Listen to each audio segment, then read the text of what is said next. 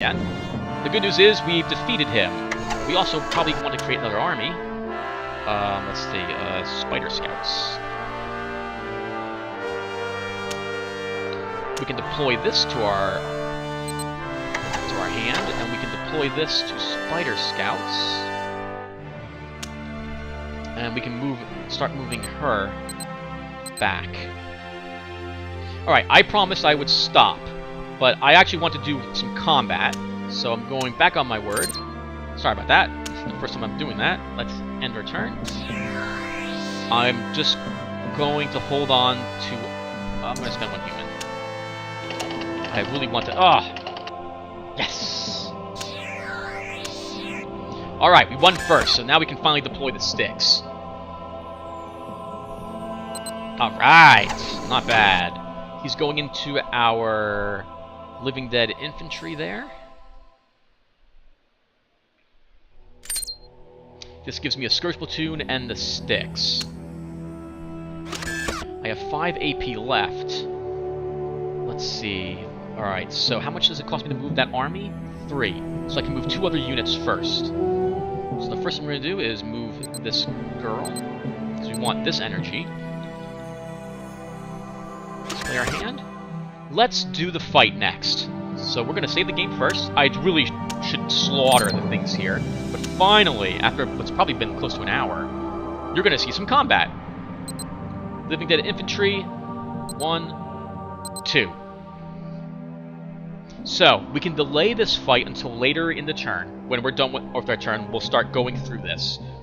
We can take a look at the cards by clicking on the magnifying glass just to make sure. This is our moving army. And we're pretty good. Let's go ahead and start the attack. So, if we had more than 1 army here, we could select which army we want to do battle with. I think this is the part where we do that.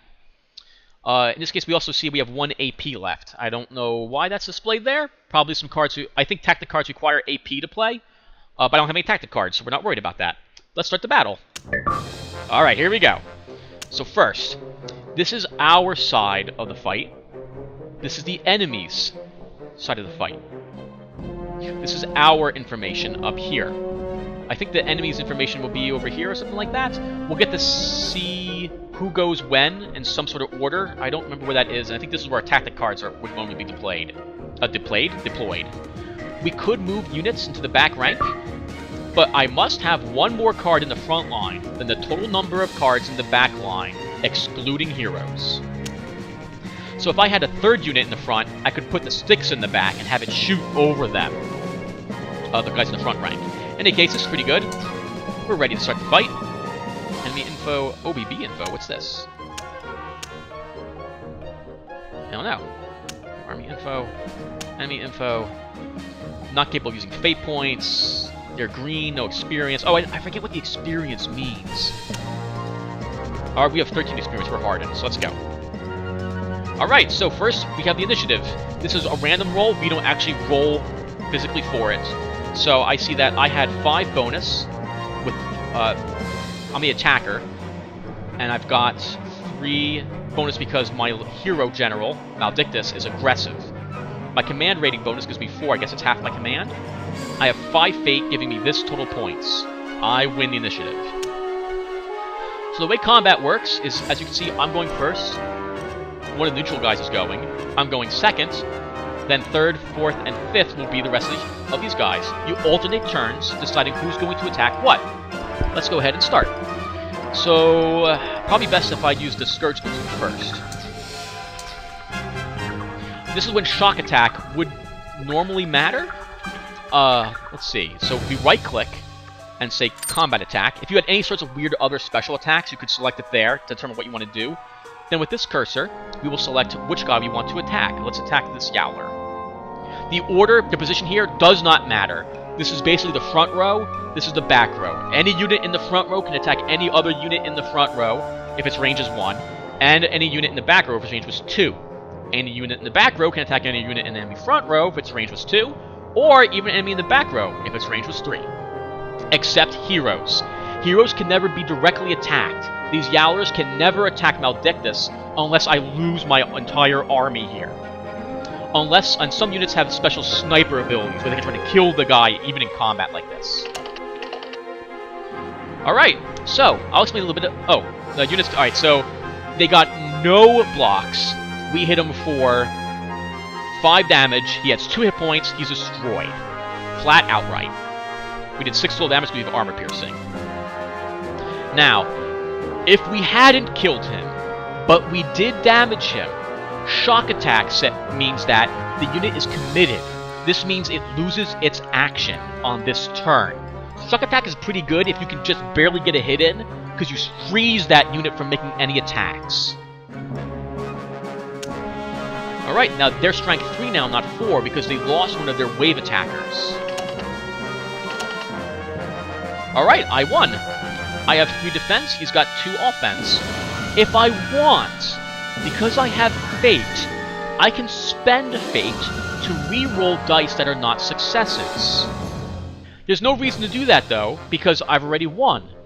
If I spend any Fate, I think my enemy, as the attacker, if they had Fate, gets to spend it to re-roll any of their dice that they want. Then, I can spend Fate to roll my dice again, and so it goes until both sides have either spent all their Fate or conceded that they've lost. But the enemy doesn't have a hero, so they have no Fate to use. We will accept our successful defense. And they missed. Next, these 2 guys have attacked. They cannot attack any longer this round, so our sticks will go. He'll attack this Yowler. We won! Wow, 2 hits, which is just enough. Hit and destroyed. Now they get even weaker, only 2 dice. Oh, we just barely blocked it.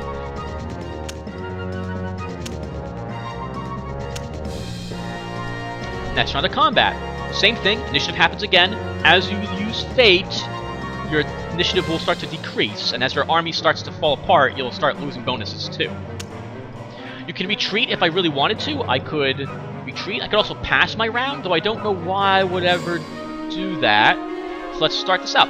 I will definitely use a Scourge Platoon first, because the enemy will attack him first since his defense is lower. Oh, okay, so... Oh, but I still killed him. Yep. So I hit him for 2 damage.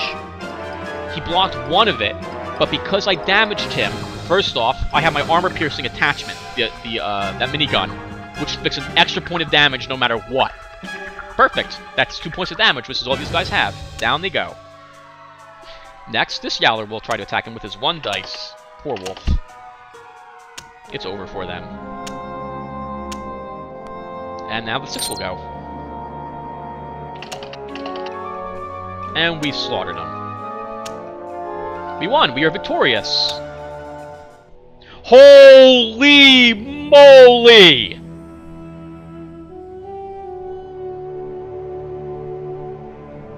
Wow! Look at that! 3 materials, 3 energy, 3 tech, waiting at that crashed factory pod. So it looks like this must have been an escape pod. We must have jettisoned from this and landed here. That's kind of thematic. I kind of like that. Right, we won. Let's see. We got some more movement left. Are we in supply in those mountains? We are. Let's take a peek in the mountains. Cannibals. Berserk. This unit gains +1 attack and -1 defense each time it is hit for the duration of the battle. Look at the pictures up here look fantastic, by the way. So every time that I hit it but don't kill it, this gets a permanent bonus to attack but loses more defense as it gets angrier and angrier. Alright, everybody, that's pretty good. Let's save the game really quick. Wow, look at that.